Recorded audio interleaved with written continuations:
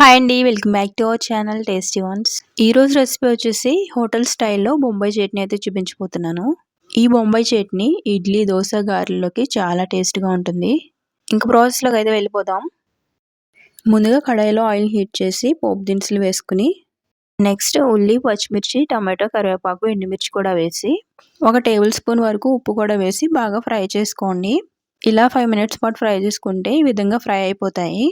ఇంక ఇప్పుడు దీంట్లో 2 గ్లాసుల వరకు వాటర్ వేసి ఒకసారి అంతా మిక్స్ చేసుకుని 2 ఇంచుల చింతకాడని ఇలా నానబెట్టి అయితే వేసుకోండి.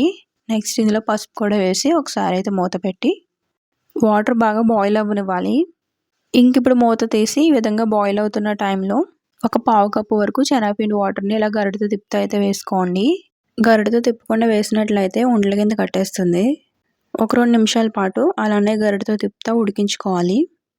ఇంక ఇప్పుడు ఇందులో కొత్తిమీర కూడా వేసి ఒక 5 నిమిషాల పాటు అలానే మూత పెట్టి ఉడికించారంటే బొంబాయి చట్నీ అయితే రెడీ అయిపోతుంది.